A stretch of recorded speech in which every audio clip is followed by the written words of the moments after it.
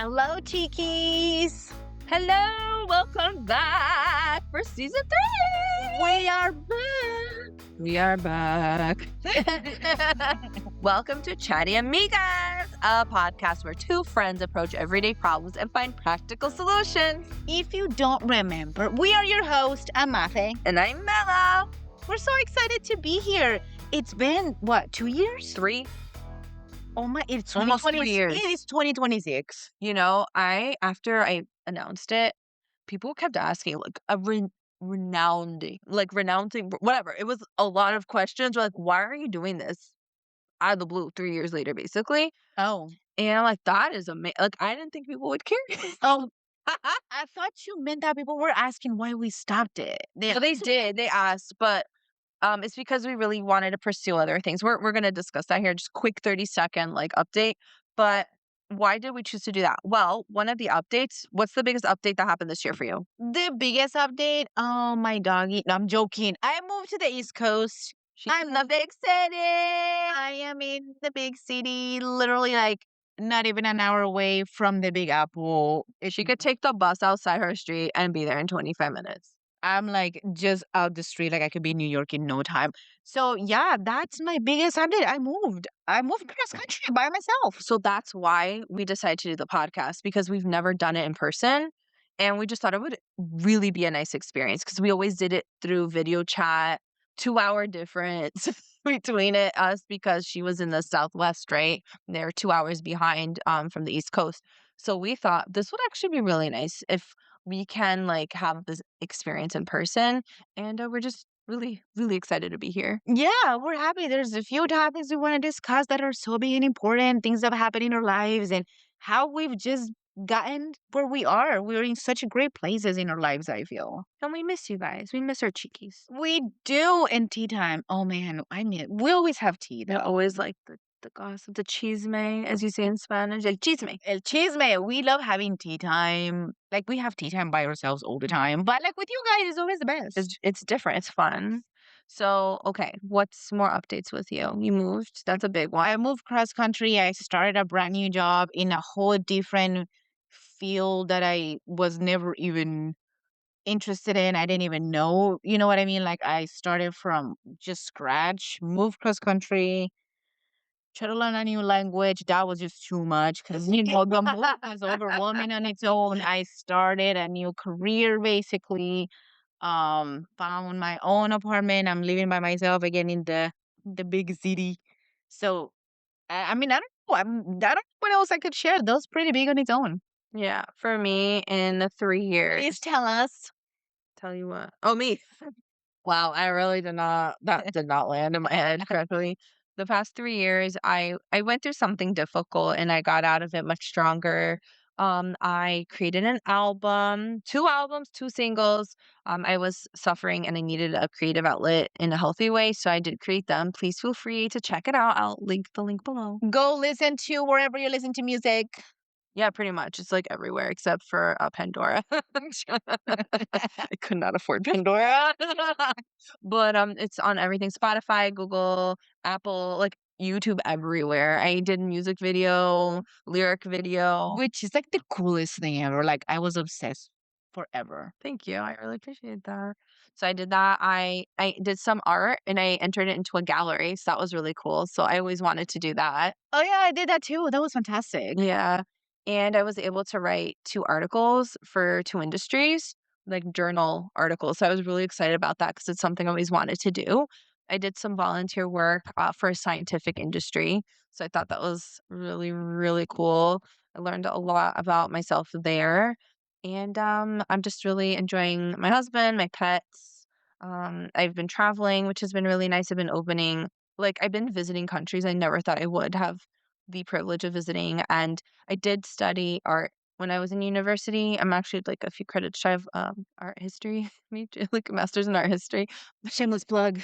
No, I have to explain this. I know it sounds awful, but I'm not trying to humble brag. Do. No, absolutely not. But I do have a few credits shy from a master's in art history. So I did learn about a lot of buildings that are it's artistic, in Europe, Asia, and the Latin America. So to physically be able to see all those places within 3 years has been so, like, uh, humbling and beautiful, and I never thought I'd be able to do that, so that has been feeding my soul. So artistically, I've been just feeding my soul, which is why I wanted to put a break on the podcast, or I thought I was gonna end it, right? Because I really wanted to venture out artistically in other realms, and I'm just so grateful I did. So that's pretty much what's been going on with me. That is fantastic. So, we're gonna get to it. So today we're gonna spill the tea on expectations versus reality. With all life changes, there's expectations versus reality. Yeah, We're gonna because get to sometimes it. you're like, "I wanna do all this stuff," and then sometimes things kinda you fall flat on your face. Yeah. So we're gonna get right to it. Because I can tell you, like, even though I did do, like, a lot of the stuff I liked, some stuff were very challenging, and I was like, "Oh, some things did not go as planned at all." I mean, at the end of the day, I was able to reach my goal because I stuck by it, but, like, would you say that's the same with you in all your changes? Expectation versus reality? No, 100%. 100%. All the time. You always expect something different. In the reality, when you have really high expectations, it hits you right in the face. Reality check, it's real. It's wild. And how were we able to accomplish this? Just like this article, verywellmind.com discusses really nicely. It talks about how to cope when things don't go as planned because sometimes it's just so awful. But what helped us keep going despite facing challenges and pushbacks when we did try to accomplish our goals in the 3 years that we disappeared, it happens to all of us, right? But trying to stay flexible and looking for solutions can help keep us from crashing when things don't work out as expected. And sometimes they go better than expected. To me, it worked out better than expected. They do. They do. They really do. Yeah. So, what do we do when things don't go as planned? So, there's some strategies in verywellmind.com by Megan Markham. She's a doctor, chief psychologist at AMFM Healthcare. She shares some strategies on what can help you cope when things don't go as planned, and we're going to share them with you. So, please start, my dear Muffy. The first one is to reflect on your own reactions. When things don't go as planned, you may feel angry, irritated, upset, disappointed, anxious, scared, or frustrated. It can be helpful to pause and think about why you're feeling this way. Understanding your emotional triggers is the first step for toward accepting them and coping with them. And I cannot agree with that even more. Again, you have high expectations. I had really high expectations the moment I moved, and then things immediately did not go as planned. They just didn't right off the bat, like, literally the second week I was here. And that was a reality check, right? That was so hard. So, trying to cope and trying to not let all of those emotions that were literally listed in here, angry, irritated, upset, disappointed, anxious, scared, frustrated, all of those, trying to not let them take over was really hard. But, always trying to focus on the positive, taking a pause and understanding why you're feeling that way. It's so hard though. It's so hard. It is, but it's worth it. The second thing, work off flexibility. If something changes in your schedule, take a moment to assess how it affects you and whether you can realistically manage the change in plans. Rather than reacting immediately or assuming the worst, calmly and logically work out whether or not you can accommodate the change. You might find that you are able to cope with it. If you can't, that's all right too. This totally happened with me with my album. You know how long it took me to write my whole Awful. album? The second album? A long time. No, No. no. So it took me, I kid you not, 10 minutes to write the entire album. I had a lot of feelings and I needed them out immediately. Talk about an artist brain. Thank you. 10 minutes to write 5 songs. And it took a year to release it because I had other people involved in it and they had a lot of life changes and they were going through a lot. So I had to accommodate and work on my flexibility because even could I have gotten the album done sooner? Absolutely. But I would have missed out on such a beautiful experience with those that were involved. And I'm really glad that I waited because it made an impact. It was such a big deal. Yeah, no, that it's just it's wild. And I You're wouldn't have had half the nice stuff I did if I hadn't waited that year. So I'm really grateful for it. Yeah, you have to be flexible. I mean, we have to focus on those. There's a lot of good that comes from being patient. It's a great transition to the next one. Yeah, so focus on solutions. Trying to cope with changes to the plan by looking for solutions. So, for instance, if you're waiting for someone who is running late, think about what you can do productively in the meantime. So you're not sitting idly until they arrive. So, is there a work or a call you might be able to catch up on while you're waiting, or something you can do?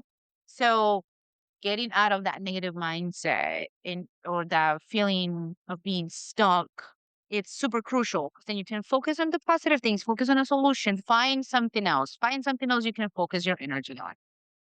You know, I wanna mention something about that because it's saying if you're waiting for someone who's running late, for example, right? And people get so frustrated and antsy about it. And say, I recently heard about a Dutch term, something to do the Dutch do called niksen. And niksen is literally the art of doing nothing, referring to idleness, which is what people usually think they're being idle waiting, daydreaming, or taking breaks without a specific purpose to reduce stress. This is an actual thing, the niksen. And it's really good to help with people not be anxious and to be calm. So in those moments when you're waiting for somebody or you're just like, oh my goodness, I'm in line, this is taking forever. When am I going to be called next? Go into Nixon and do nothing like the Swedish Nordic people do because and they, I think Swedish love 'em. It's a concept that promotes finding balance and moderation, just the right amount in life rather than absolute activity. So, like, you are in your mind, you're daydreaming or just resting or just I think it's great. I like to sometimes just sit there. First of all, I'm never bored, which is insane. But like if I'm just sitting there, I just like just stare into space and I go into my nothingness and it's great. It's nice. It refreshes my it's brain. refreshing. It helps me with my patience. Highly recommend Nixon. It is. Yeah. It helps you when you actually do nothing. It helps you regulate. It helps your body calm. That's what I wanted to say. That exactly. Go ahead. Regulate your body. Yeah. Yeah. That's okay. That's totally it. Yeah, it helps you regulate your body. It helps you be present. It helps you be in the moment. It helps you stay present. Yup. So the next one is to recalibrate your expectations. We often try very hard to do things perfectly. However, chasing perfection can be a losing battle. It's usually more helpful to have realistic expectations and to be willing to adjust them depending on the circumstance. I don't know. That's perfectly well said. So the next one is to accept deviations from the plan. Just because something didn't go exactly the way you planned it doesn't mean it didn't go well. So there is more than one way to do something. I mean, open to other options and opinions can help you enjoy the process and the experience more. And it's true. You have to be open minded. Sometimes we are so focused on the way we want to do things, but other way to do things, it turns out to be really great too. And you enjoy something and you learn something too. Yeah, and sometimes when you deviate from a plan, sometimes it's a blessing in disguise because you could be putting yourself in a really bad predicament without realizing it. When it doesn't work out, you're upset. And then later on, you find out, oh my goodness, I would have been in a really bad position if I had done that. So just accept the deviation from the plan, go on that adventure. You're going to find something really nice at the end of it. The next one is to seek support. If you're struggling with something difficult, it can be helpful to seek the support of your colleagues, friends, or family members. They may be able to offer different perspectives, help you find solutions, or simply provide moral support while you're facing something difficult. We need our people. We need our friends. We need our tribes, as they say. You need the support if something's going if something's hard. I can attest to that. Having your friends that you trust, the people that care for you, it's so important when you're going through something hard or when things don't go as expected. You need the reminder that you're gonna be okay and to focus on the good thing. And I can say that my dear friend sitting right next to me was a great example of doing that. Thank Me. you. I feel like that about you too. Thank Nice, so nice. you, lindo. The next one is to share your concerns with a professional. If you're having difficulty coping, it can be helpful to talk to a mental health care provider. They can help you explore your mental and emotional reactions, challenge negative thoughts, patterns, and develop more robust coping skills. So I feel like this is a great transition into tea time because this person, even though we're not professionals, we're just friends here and we love our cheekies. I feel like we can be some sort of support. Sometimes when people send in the questions to tea time, and this question was actually wild.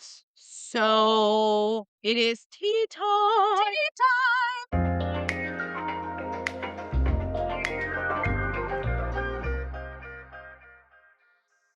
So tea time is when we answer one question that has been submitted to us by one of our listeners. And today's question has been sent in by Anonymous. Thank you so much. We appreciate you trusting in us. Thank you for that support. So this one, ready?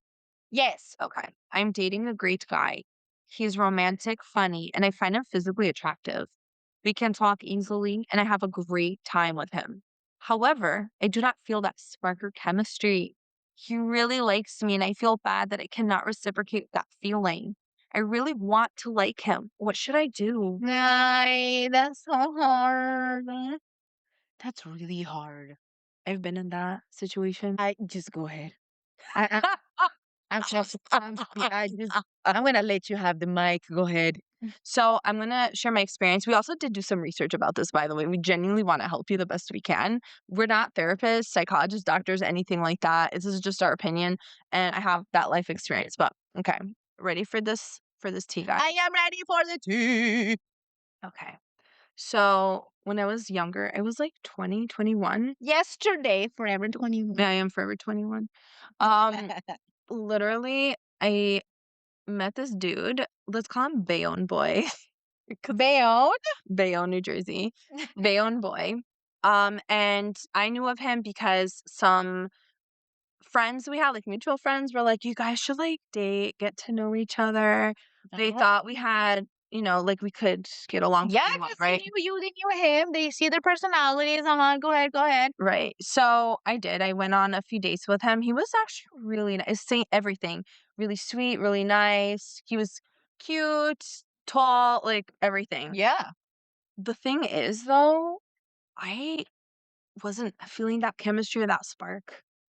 And I was like, okay, I really want to like him because on paper he had everything. And mutual friends thought that we would, work together. Yeah. And he was just so nice. And I knew he had a really bad experience with an ex-girlfriend. Hmm. He said she was kind of like mean to him and like, I don't know, she put him down a lot. So I didn't know how to break it to him that I wasn't interested because he went through such a bad experience and I didn't want to add to the trauma. Yeah, you were trying to be I was nice. trying to be nice. I didn't want to throw that baggage on him. One weekend, we were supposed to go on our date. It ended up not working out because one of us had plans it was something important. Usually we went out on Friday nights. And that Friday night we couldn't. I don't remember why, but he said, "Oh, that's fine. Like, I want to do like a get together on Saturday with you. I'm having some of we were doing something with friends of his, and he wanted me to meet his friends. And we were at that point maybe dating like for about a month, softly a month, I would say. Like it was like Kind of so. once a week Yeah. we were seeing each other. So I said, okay, cool. But as I'm sitting there, I'm like, I don't know, I'm actually really not feeling it. And I don't want to have him introduce me to all his friends And lead him on. Yeah. and like have me meet his village basically and his tribe to then be like, actually, XX, I'm not interested. Cause that's like embarrassing. And also, like, he had trauma from his past relationship, his past girlfriend, right? So, okay, whatever. So I Friday came and went, which is the day we usually had the date, and I don't remember who was busy. Somebody was busy. Saturday morning, he would always text me the day of a date.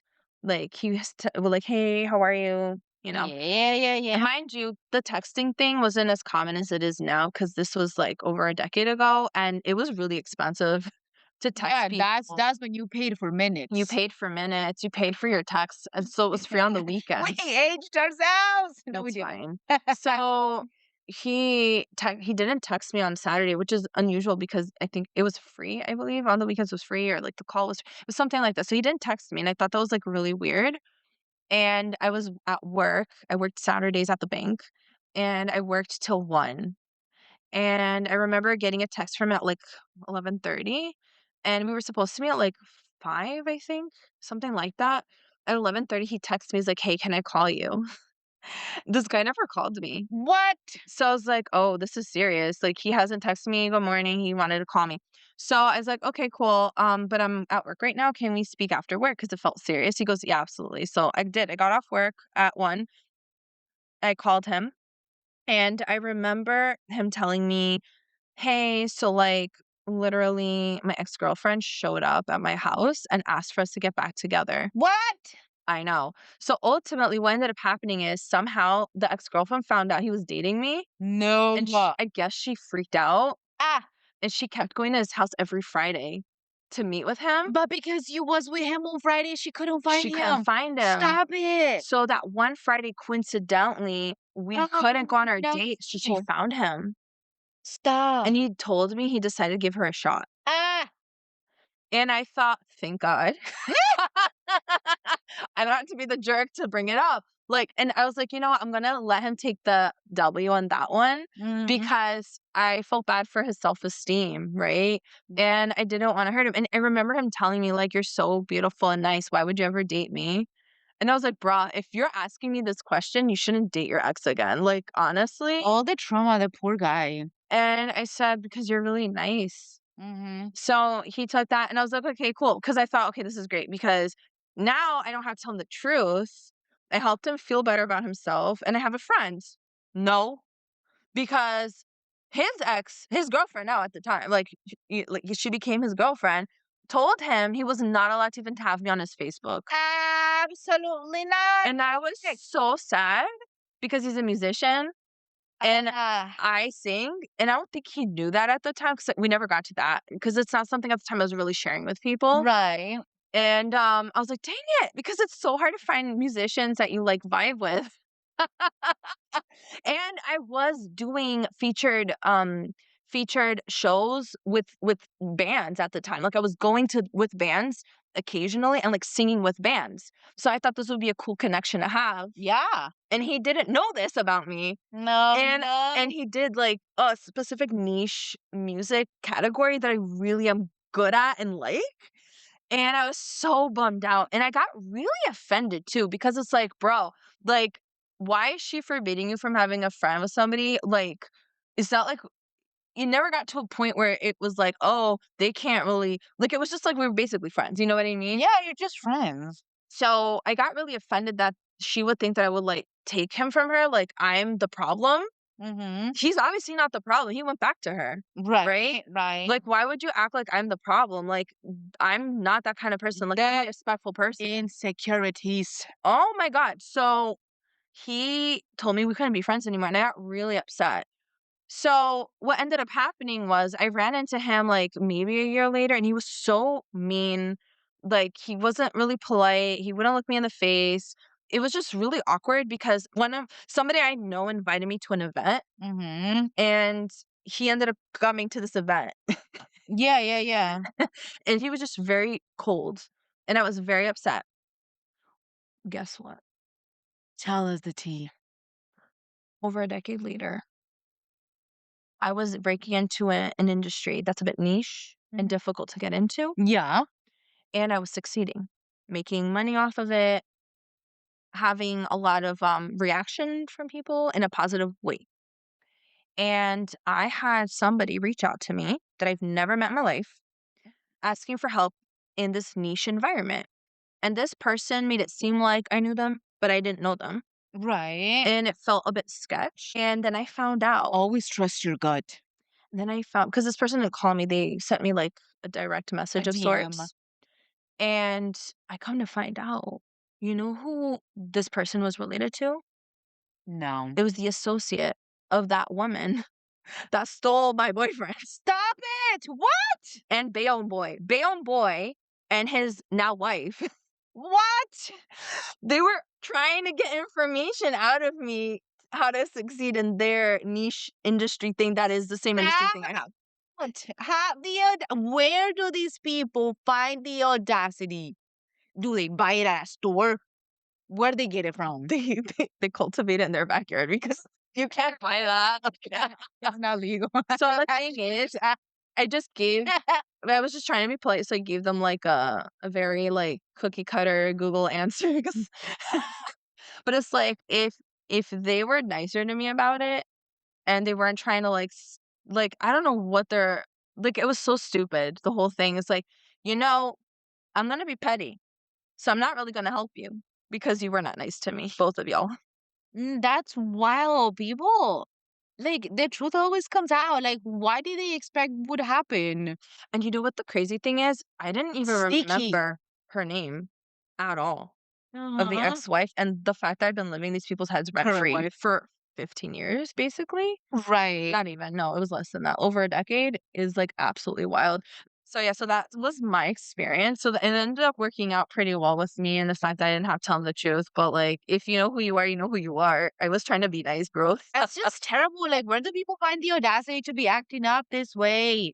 And to, I don't know. I mean, you have to have a lot of guts and deep needs if you like go and take someone's boyfriend and then years later try to like Take their low-key take job. advantage and be sneaky about it using somebody else to reach out like that. People are wild, man. Get your own life, leave mine alone. I've Seriously. never even spoken to this woman in my life, though. That's the crazy part. Like, don't know her. We never spoke before, ever to this day. And it's just, it's like, it's a little cringe, man. It's a little cringe. But so that was my experience with the no chemistry thing that I wanted to share, just a little bit of gossip about me. But um we both really did do some research though to try to answer the question, which is I really like this guy. I feel no sparks. What can I do? So Zoosk.com, we're going to link it down below, says that you should like what should you do if this really does happen? Because there's science behind it, right? Um but we have to understand that chemistry is not lust. It's a genuine connection with someone. It's being both sexually attracted to and compatible with another person. So we have to be mindful of that. It's not lust. The chemistry is also important because you need to have that strong physical bond because it's going to drive a relationship with a sense of purpose and passion in a way that nothing else can. So it makes it different than just like, a friendship. Um, and physical chemistry is different than physical attraction. You can find someone attractive, but doesn't mean you're attracted to them. So you have to understand there's a difference between recognizing your date's handsomeness or beauty and knowing whether or not you want to spend the rest of your life with that person. You might enjoy their company and appreciate their symmetrical face, but sometimes that's not enough to compensate for that lack of connection you need for a relationship to sustain itself.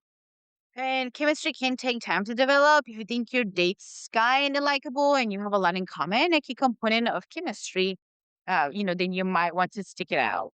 There are cases when some people or like somebody becomes more attractive to the other person on account of compatibility. Compatibility, it helps you feel not only understood, but also to be seen as who they really are and accepted as such, which is very appealing. So as you find someone more compatible together, then sometimes that like-mindedness translates into chemistry.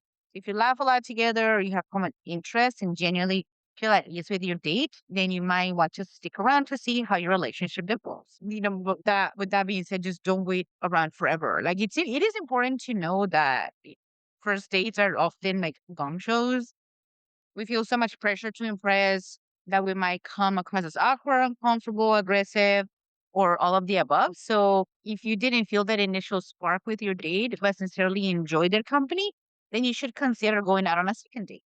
But if you find that you're still not feeling it after the third or fourth date, meaning you don't want to kiss them or hold their hand or, not like do anything that's remotely close contact, then you're probably never going to. So it's best to cut your losses and move. So, along with that, and we're gonna link that down below, right? We found another under psychologytoday.com, which was a situation that you wouldn't really think about, but it's why don't you feel in the chemistry with quote unquote nice guys? And not nice guys like how we see on social media, like, oh yeah, I'm a nice guy, but he's like really the biggest jerk you've ever met. This is genuinely like a nice guy. So essentially, what can happen is sometimes because of trauma or how you associate love in an unhealthy way, you can be attracted to someone that's not good for you or emotionally unavailable. Correct. So you're confusing um the what you're attracted to and the romantic connection to something that could be healthier for you.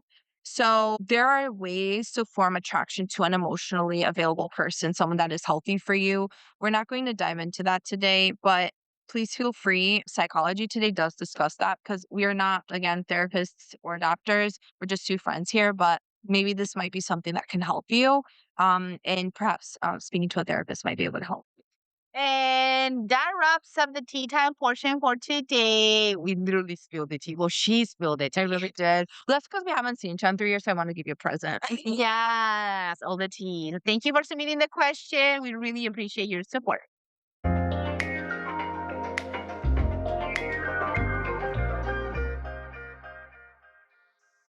All right. So we discussed what to do when things don't go as planned, right? So now we're going to go ahead and talk about tips to help things go according to plan. Even though nothing's foolproof, these are some strategies that Dr. Markham discusses that can help improve the chances of getting things going as planned. So, would you like to start? Sure, thank you. The first one is to do your research. Do your research. Being prepared and doing your research can help you know what to expect and keep you from being caught off guard. So, for instance, if you're going out for an event or an activity, finding out where to park, when to arrive, and what to bring in advance can be helpful. And that really does, especially like being out here. I have I've had to learn that the weather really does make a big difference with anything that you do. And just because, for example, the weather has specific degree, that doesn't mean it feels like it. Because there's a lot of components that affect what the weather feels like, even though the degrees are different. Sorry, it's so funny. If it rains and it's 70 degrees outside, but it rained, it could be like 90, it could feel like 90 degrees because the humidity makes it hotter. Yeah. So, for example, where I'm living right now, it's very windy because we get the cold winds and the drafts from the Hudson River And the ocean. in the ocean. So when it's windy outside, like for example And today, it's humid too. yeah, it's Even in humid the wind. winter time. Yeah, it's humid wind. So even like for example today that we've had super low temperatures, it said that it was 15 degrees outside, but it felt like -2. 15 degrees Fahrenheit for anyone not in the US. Thank you. It said it felt like -2 Degrees Fahrenheit. Thank you. because of the wind, and it really did. And that wind feels sharp, like tiny little needles. Because So it's humidity. The humidity goes through your bones. yes, it does. We have to layer here. Correct. So I've learned that a lot. So doing your research, is the activity indoors? Is it outdoors? What's the weather gonna be like? What kind of shoes you should bring? Like it really does affect. So yes, please do your research. Staying organized is also a great way. If you're planning something, it can be helpful to stay organized. You can start by breaking down a large task into smaller tasks. You can set a timeline and reminders for each of the smaller tasks and track your progress so you know you're on schedule. I had to do this planning a wedding. You cannot plan a wedding on the fly. You need to have it organized. You need to have time, date, deadlines, dates, small tasks to then become the big task, which is the wedding day. Did you have a binder? I did. Like in the movies? No, it was just a lot of scrap paper, highlighter, but like nevertheless, It still needs a binder with wedding details and I pictures. you And did you need have to. pictures? No, Oh. no, I'm not a DIY bride, not even the This slightest. disappointment in my I'm so I have an image in my brain because it's what I've seen in movies. That's fine, absolutely No, like that. It wasn't even a fancy binder. It was something from my university. It's just- understand. Still, it kept you overnight and you got it done, and it was a bit of a wedding. yeah, and I just showed up and I said, "This is my appointment," and they gave me options. They gave me like two or three, which I was so great because choice fatigue is such a real thing. It really is. So you can only look at so many flowers that are the same shade of beige before you lose your marbles. They look the same They after. all look the same. So they gave me three choices. I picked and I moved along. Like that was it. My binder said pick flowers by X date. I did it and I moved on. Like that was it. Good job. Thank, Good job on staying on track. thank you. You have to. You have to be staying organized. And I think what really helped with that, because people are like, how? She's such a chill bride. Nah.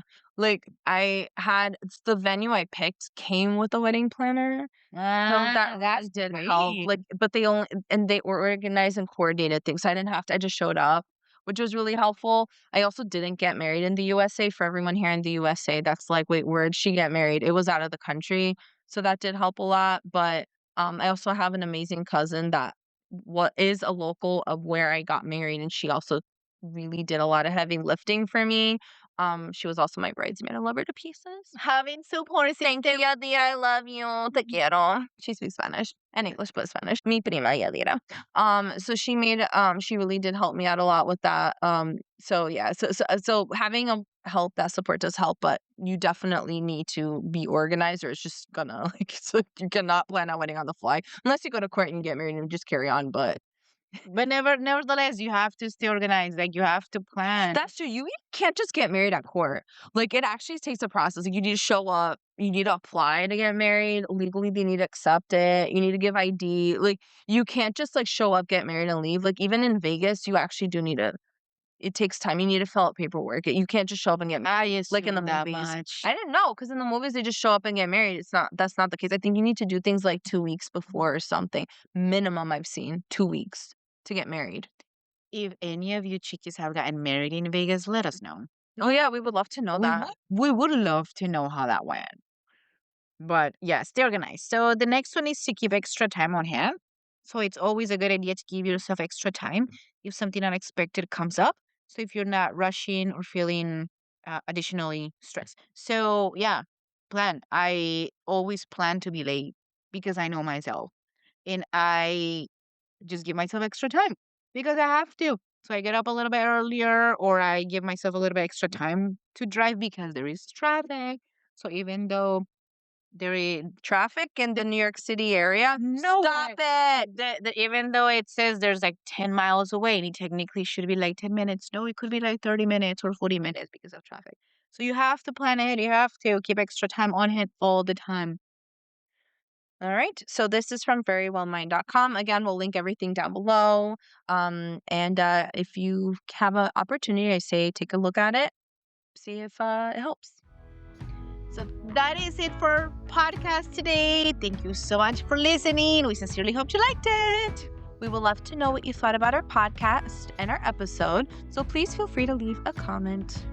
Thank you so much, Chiquis. It's been fantastic being together doing this. We together. missed you so much. We missed you You're guys. amazing. This has been so great. We love you very much. We'll be back. Listen to the other ones. We have 2 more episodes coming up, Chiquis for season 3. We cannot wait to share them with you. So excited for the tea. So excited. Bye.